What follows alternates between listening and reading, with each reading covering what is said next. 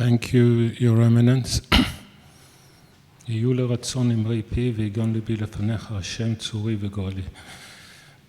a great honor, and I'm a little bit anxious and nervous, but I will do my best. So, the question I was asked to speak about, can there be a non-Christian Europe? If we take a cultural criterion, a cultural perspective, the question seems almost silly. In any big or small European town or village, you see the imprint of Christianity in art, in architecture, in literature, in poetry, even in political culture. Those who are opposed to Christianity, in some way, it's a dialectical relationship with Christianity. So, from that cultural perspective, the answer is, at least for a very, very long time, one cannot imagine a non-Christian Europe. It's just so deeply rooted in our cultural heritage.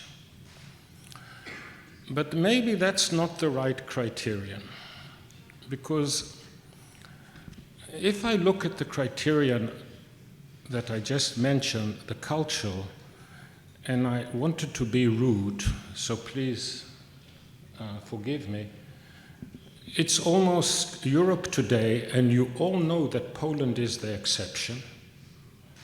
It's like a museum of Christianity, of a past. Because another criterion would be, is there a critical mass, not even a majority, just a critical mass of practicing Christians in Europe who accept the Lordship of Jesus Christ? The answer is demoralizing. Do you know how many people in France go regularly to Mass? France, la fille de la Église, 5 to 7%. So we can say France is a laïc country. The United Kingdom has an established Christian church, the Church of England. Every weekend there are more Muslims in mosques than there are Christians in churches. And in a way, that is the reality. The French Catholic philosopher Chantal del Sol said, we live in a post-Constantine Europe. Now, what does it mean?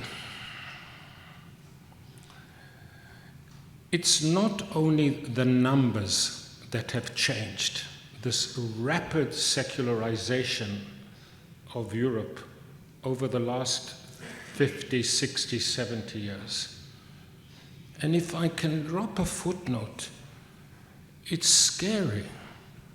If you take an Italian 11-year-old or 12-year-old or 13-year-old, or a French 11-year-old or 12-year-old or 13-year-old, and you imagine them going to the Prado, to the Uffizi, to the Louvre, they will be looking in the Renaissance room where practically every painting has in dialogue with the gospel, and they will not know what they're looking at.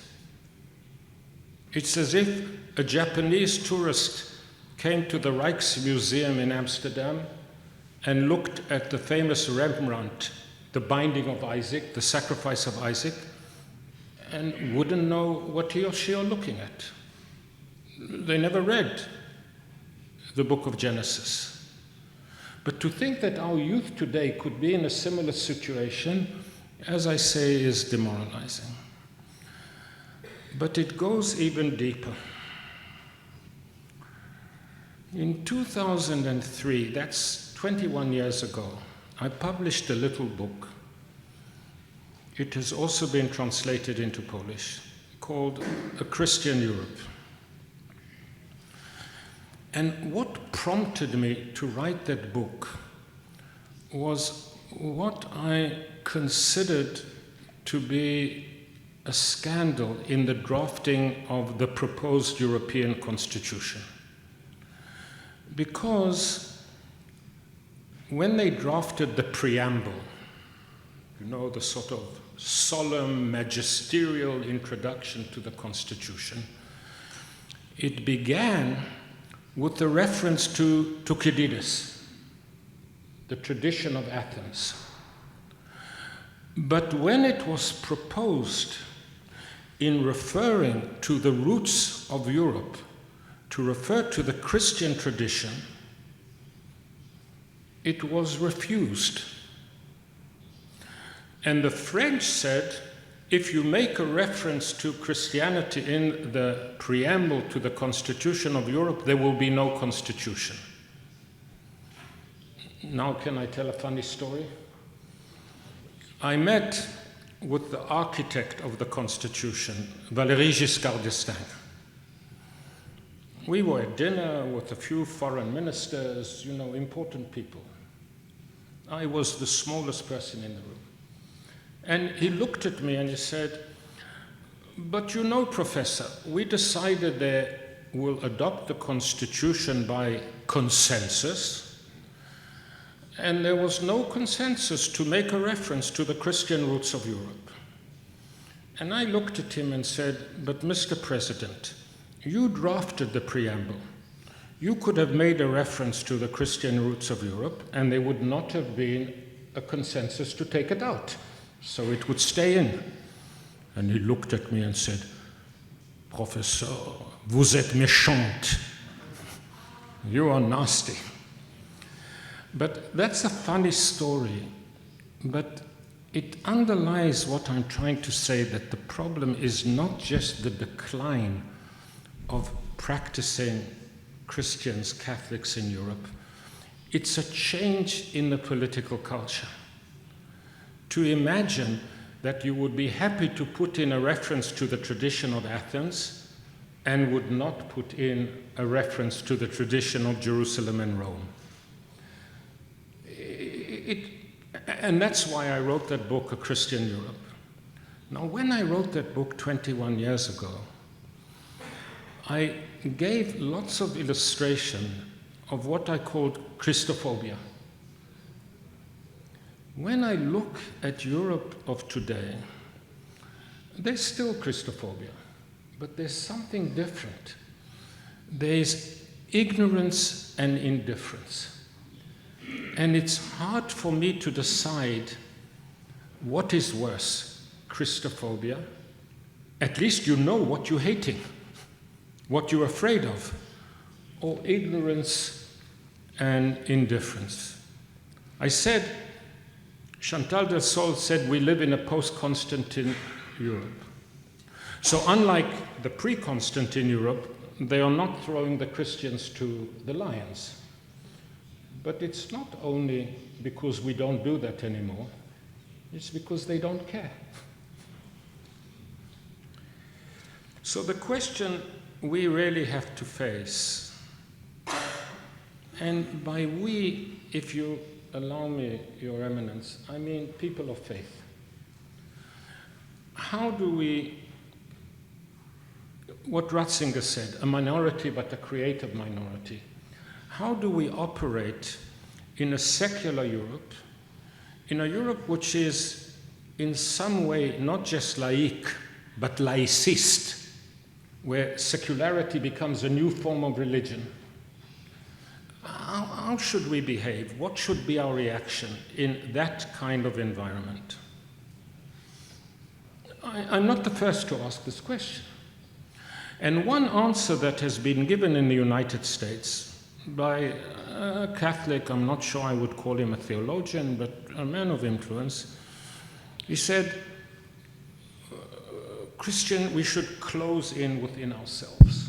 We should take care of our community, protect our heritage, teach our children, but distance ourselves from the secular world.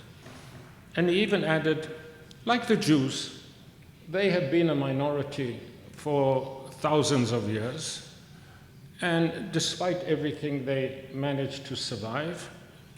And they survived because they were inward looking, taking care of their own community. With great respect, I don't think that's a Christian option. Because Christianity is an evangelizing religion. It's a universal message. It's a lesson to the whole world.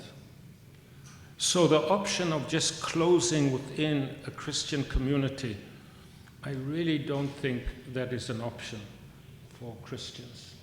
It's a betrayal of this evangelizing mission of offering salvation to everybody. So how should we be in this post-Constantine, not just secular, but sometimes hostile, laicist world? So I'm going to move in 3-4 ways. The first is to say that we are all children of the French Revolution. And in many ways, we should be happy that we are children of the French Revolution. Human rights, although in a deep sense emanating, as even Saint Habermas will now acknowledge, from the Christian tradition, is a gift of the French Revolution. And one of the fundamental human rights is freedom of religion. But the way we understand freedom of religion, everybody, in every country, in every constitution, in every court, freedom of religion also means freedom from religion.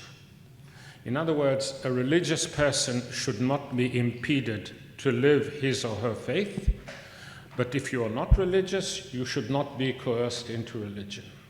You should not be forced to be religion, as exists in some countries in the world, as we know. That is a heritage of the French Revolution. Now,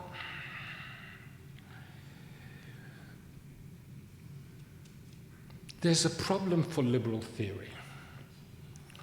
We all intuitively understand freedom of religion, but how does liberal theory explain freedom from religion? If you have a socialist government, we live in democracies. That is our new Holy Trinity: democracy, human rights, the rule of law. We live in democracies, and if there's a majority of socialists, there will be socialist policies. We might not like it, but that's what democracy means. We might hope to win the next election. If there's a majority of neoliberals, I might be a socialist, I might not like it, but I live in a democracy. I expect that there will be neoliberal policies. But if there's a majority of Christians, we are told, no, there cannot be Christian policies because that violates freedom from religion. So no freedom from socialism, no freedom from neoliberalism, but freedom from Christianity, yes. Liberal theory has great difficulty in explaining this. There are all kinds of explanations, but there's also a fundamental right to have supper in time, so I don't want to be too long. So they are not convincing in my view. Let's leave that in the air a minute, that liberal theory has a problem of explaining why there should be freedom from religion when there's no freedom from neoliberalism or freedom from socialism. But there's a deeper critique by the great American political scientist or political theorist, one of the greatest of the 20th century, John Rawls. Please bear with me, a little bit of patience. Say cierpliwość. Is that patience? Cierpliwość. Cierpliwość. John Rawls said, there is something that is essential for democracy, that transcends difference between the right and the left. To have a functioning democracy, it has to operate by the rules of reason, that there can be a dialogue between people who disagree, and One side wins the dialogue by reason, and then you have to accept it. You can't say, well, I don't like 2 and 2 is 4, for me 2 and 2 is 5. No, it doesn't work that way.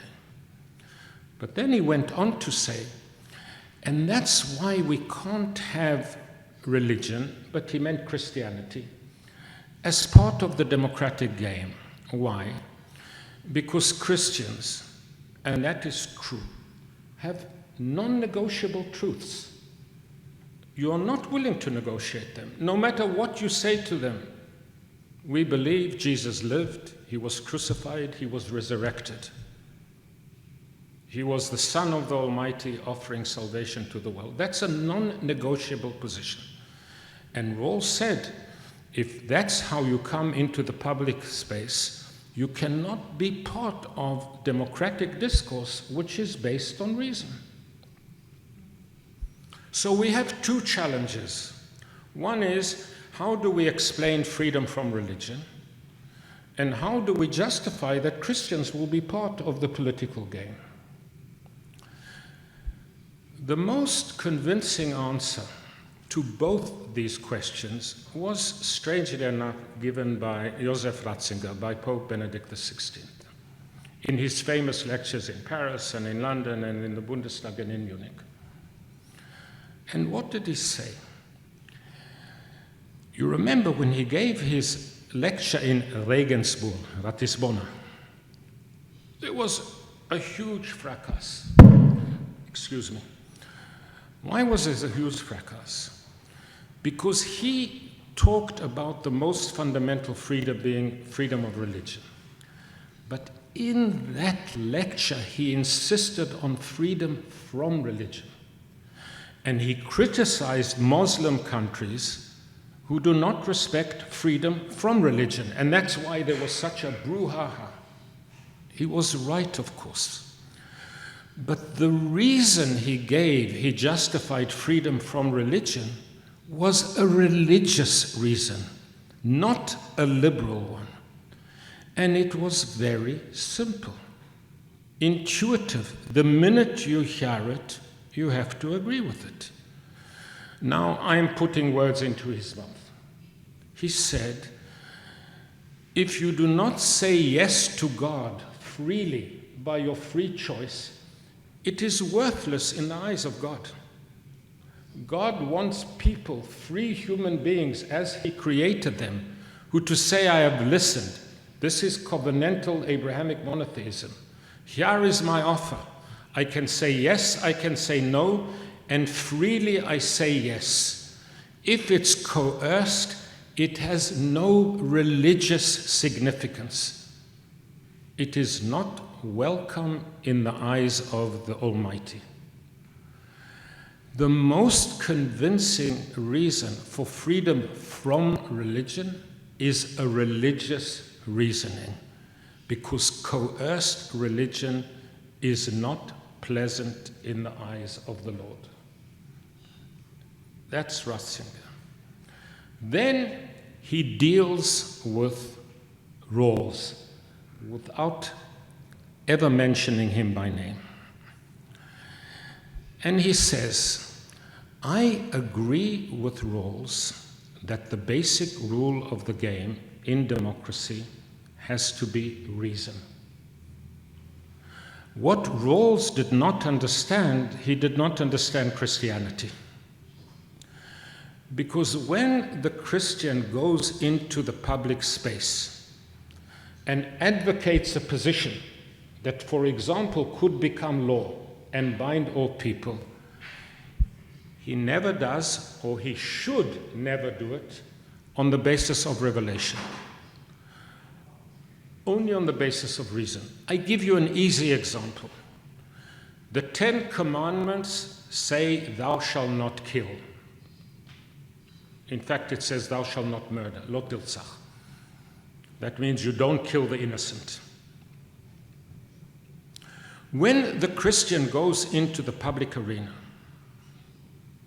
mobilizes parliament, etc., he said we should have in our country a law which says murder is prohibited and will be punished. But he should not say that's because it's written in the 10 Commandments. He says because that is natural law. You don't need revelation in order to understand that murdering should be prohibited. When the Christian goes in, it might also be the command of God. But that's not the reason you plead in the public space, says Ratzinger. You plead it based on natural law, something that you can tell an atheist, you don't have to accept revelation. You don't have to accept God. But in terms of natural reasoning of a human being, you can understand that murder can be prohibited. And he said, that is what Rawls did not understand. Now, I will come back to this in a few minutes, and maybe I will need a bodyguard, because I might say something provocative. But we will wait. I'm just teasing. So now we understood something important. We understood that freedom from religion is a religious proposition, that a religious person believes in freedom from religion, not only freedom of religion, because that's what our faith demands of us. So now let's go back to the French Revolution. And we also saw that we do have a legitimate place in the public square, so long as our positions, they might be also in Scripture, 10 Commandments, thou shalt not murder, but that's not the argument we make in Parliament. In Parliament we say that is based on reason, that is natural law. Now I want to explain what I think are two errors that we inherited from the French Revolution, and that, to my sadness, I think many religious people have internalized, and they should not. The first one is the French Revolution proposition enshrined in the French Constitution that religion is a private affair. If you want to be religious, of course, we protect your freedom of religion, but that is your private matter.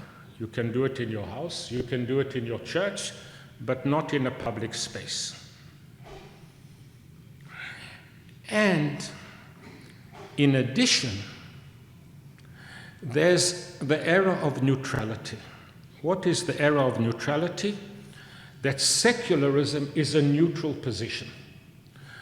That sounds abstract. I will give you a real example.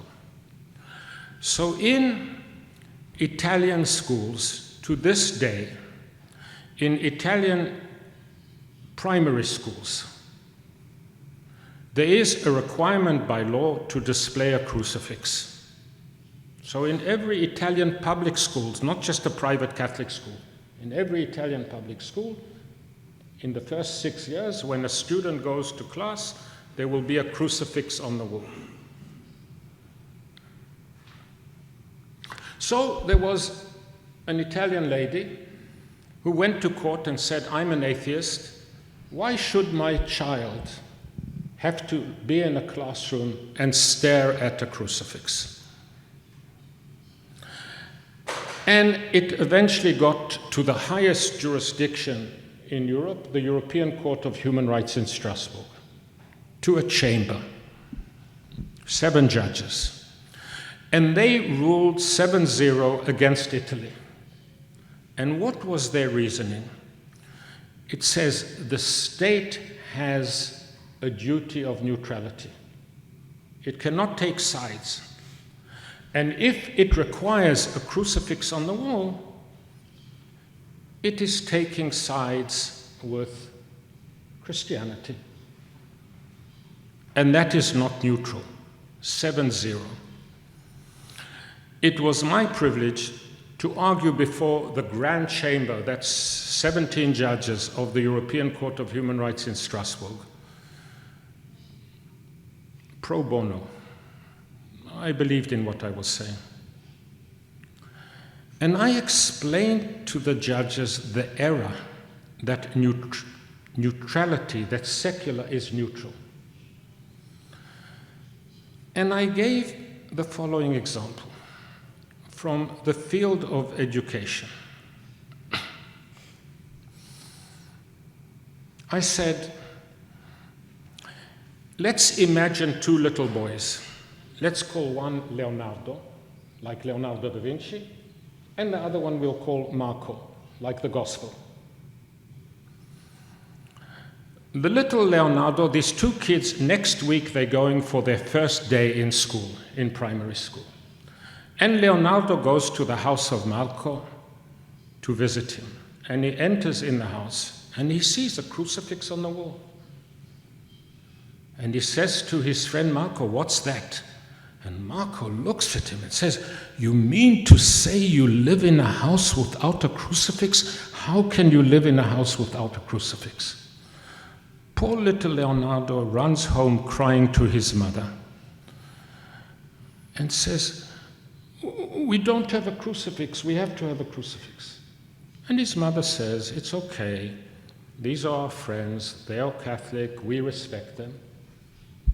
But we have our code of moral conduct, you can be okay about it."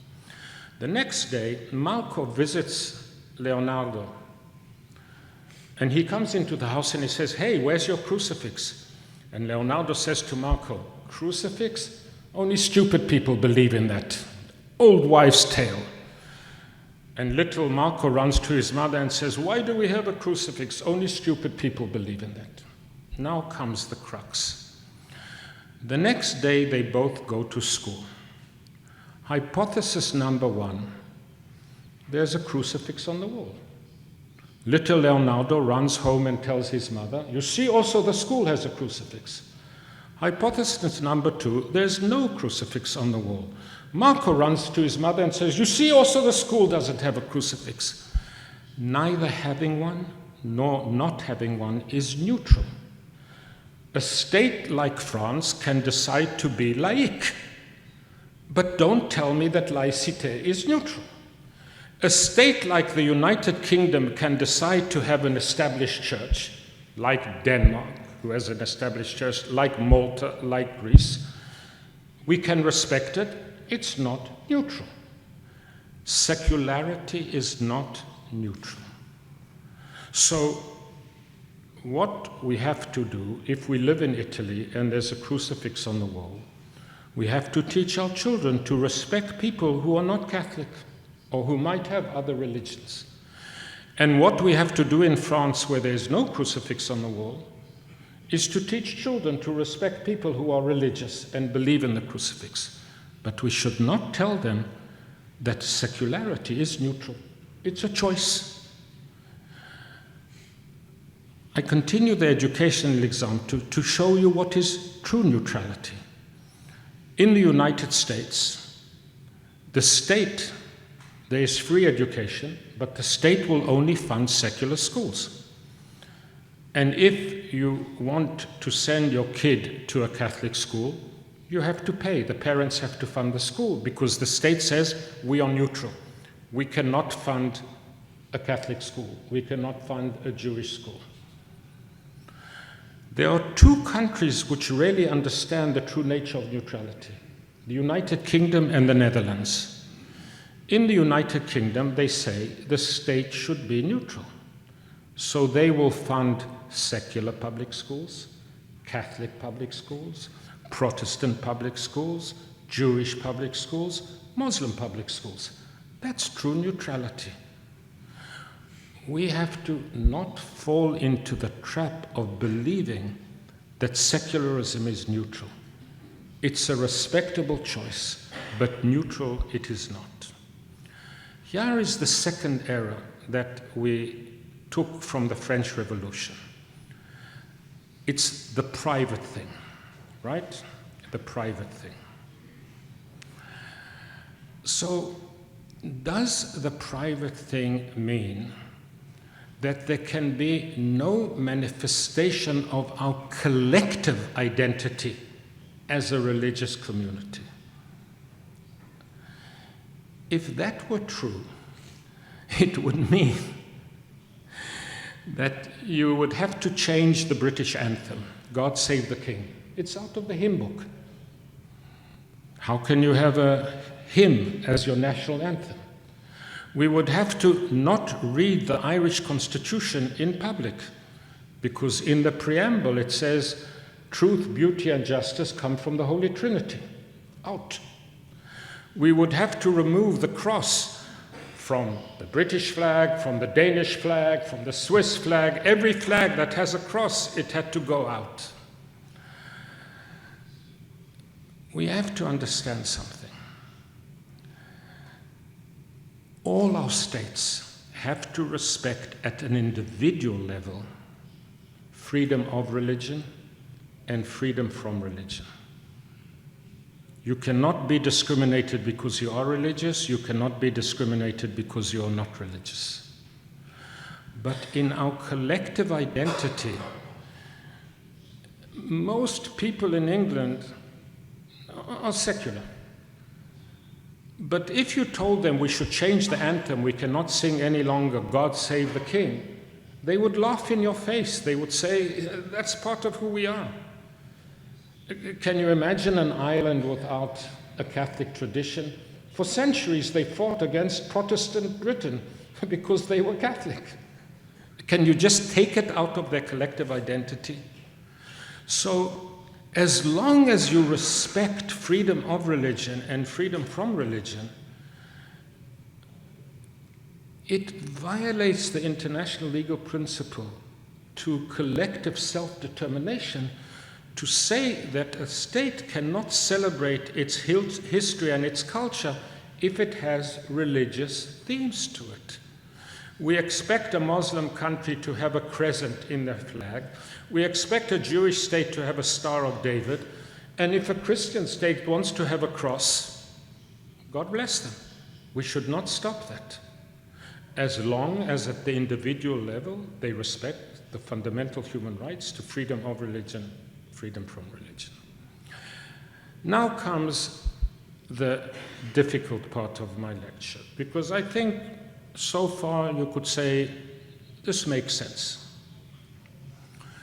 Remember that my theme was, how does a religious people in a post-Constantine Europe, a religious Christian, have to behave? So I apologize, Your Eminence, if I will be a little bit critical of some of your flock, with you being the shepherd. I have taught in many European universities. I've taught in the Sorbonne, I've taught in Berlin at the Hertie School, I've taught at Oxford, I've taught at La Sapienza in Madrid. I've really, when people ask me, what are you? I never say I'm a scholar. I always say I'm a humble teacher. That's my vocation. I know so many colleagues, professors in these universities, and I would never guess that they are practicing Catholics. They internalize this French notion, you're religious in your private sphere, but when you're in the public sphere, you hide it. I apologize. They're living like Marranos.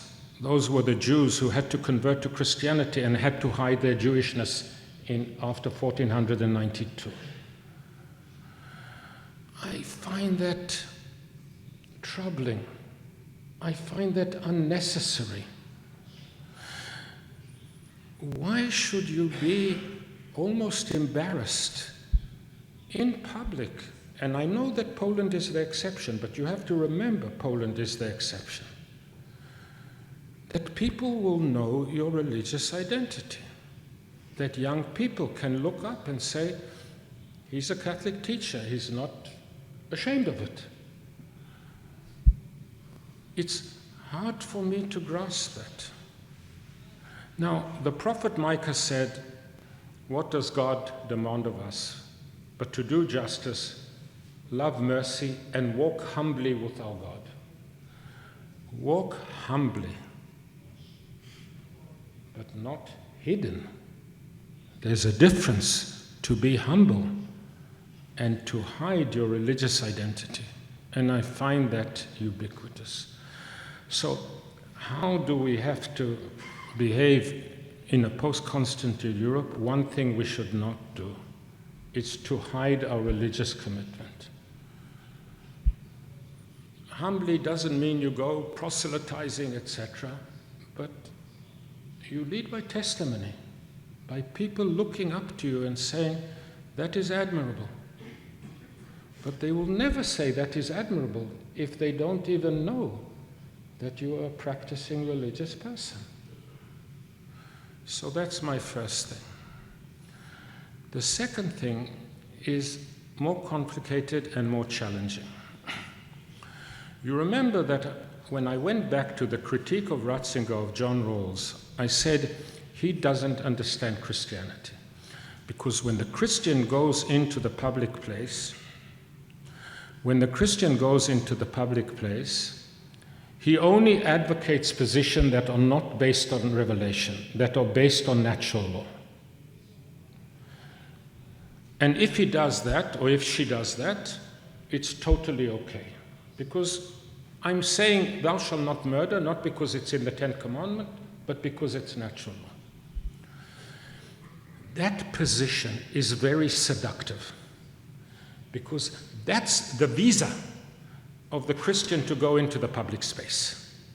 So it's very seductive to say my religious commitment is actually natural law. Now, we have to be careful there, because if we say that something is natural law and it's really based on revelation, we are committing a religious sin. We are forcing people to follow a revelation, a religious precept, and not a natural law reason.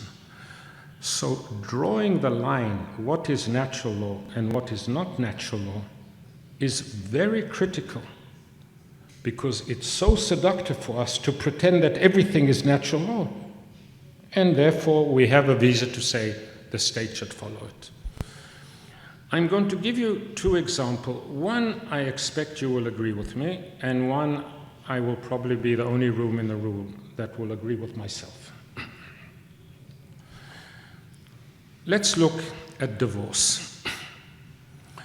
In the 1970s of the last century, so it's 50 years ago, it's certainly within my lifetime and probably the lifetime of some of the people living here, there was a referendum in Italy whether divorce should be legalized.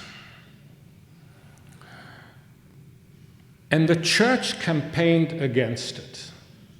The church would have every person in Italy not being able to divorce, even if he's a Protestant who accept divorce, even if he's a Jew or Muslim who accept divorce, even if he's an atheist who got married before the mayor in civil marriage, no divorce. And some of the arguments were saying that is natural law. Marriage is for life. In my view, it was a mistake. It wasn't only a political mistake because they lost the referendum. It was a religious mistake, because the prohibition of divorce, it's one of the innovations of Jesus in the Sermon on the Mount. In the Old Testament, divorce was allowed. There are elaborate rules about divorce. It's not natural law, but I want to say something deeper. I always think, how do I educate my children? I have 5 children. They're not children anymore, so now I have 4 grandchildren. How do I educate my grandchildren? One of the most powerful things, when my kid says, why can't we eat a cheeseburger? It's not kosher. It looks so tasty. I don't say to them, because it's against natural law, because it's unhealthy, because it's not tasty. I say there's only one reason, because the Lord commanded us, and we are Jewish and bound by that old covenant.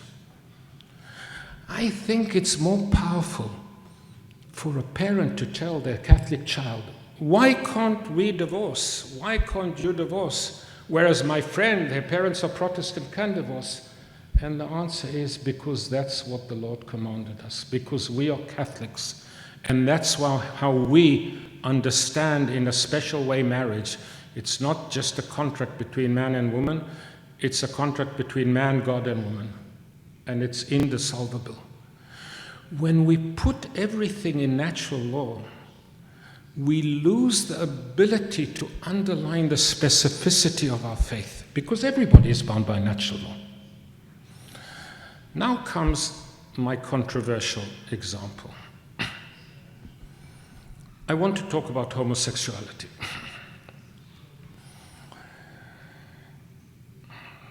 If you want same-sex marriage. And those who oppose it say it's contrary to natural law. And I want to challenge that. And I want to explain to you why I challenge that. So please be patient. Again, cierpliwość. There are two strands in natural law. One is the natural law that is based on ethics. Thou shalt not murder. Thou shalt not torture. Thou shalt not lie. We can argue what ethics teaches us, but the basis of that part of natural law is morality and ethics. The second strand in natural law, it's what based on nature. There are men and women. The natural position is to be heterosexual. This is where I differ from many of my colleagues. The argument based on nature, deep down, is a religious argument. The only reason you can take a normative position based on nature is if you believe the world was created by God, that it had a purpose, that God created men and women with a certain purpose in mind, that God created sexuality with a certain purpose in mind. It's a deeply religious position. In my view, it's a noble religious position to understand that the world didn't just emerge from a big bang, but there was a creator who created with the telos and expected human beings to live in a certain way. But there is no reason for a non-religious person to see any normative moral value in nature. He can say, it just happened. I follow the rules of physics, which tell me that day follows night, that the earth goes around the sun and not the sun around the earth. But otherwise, there's no moral purpose in simple nature. There's only purpose if you believe in God, the Creator. And if I'm right in this argument, and of course you can imagine that not all my colleagues on natural law agree with my position, then our attitude towards homosexuality or towards safe self-marriage, I tell my children why we don't do it, why it's wrong, because God commanded us. But if other people, if it's two adults, if they agree, if they're not harming anybody, that's their life. It's not our life, because we are different in this respect, because we are following imitatio Dei. But I don't want to force it on them. And if I see two women go to the town hall and get married, how do I feel? I feel, I hope they have a happy life. What else should I feel? I wish them good. Should I hate them? So I told you I will be the only person in the room, but remember where I come from. We have to draw very carefully the line between revelation and natural law. And I gave you one example where I think you agreed with me, divorce. You would not want to force divorce on people who are not Catholic. And one example where you disagreed with me, but it's a challenge, it's worth thinking on. I come to a close, Your Eminence. And I come to a close, I go back to Ratzinger. And I go back to Ratisbon, to Regensburg, but not to the lecture, to the homily. And there was a huge, wonderful lesson in the homily, where Ratzinger talked about the royal law. And I'm going to make it very concise because I've talked too much.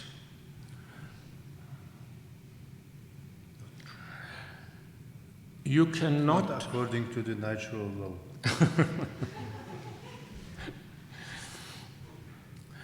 You can't be... We strive for holiness.